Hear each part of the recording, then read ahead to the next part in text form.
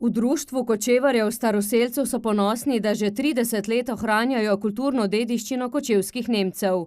Jubilej so nedavno obeležili s slavnostno prireditvijo v Topliškem kulturnem centru.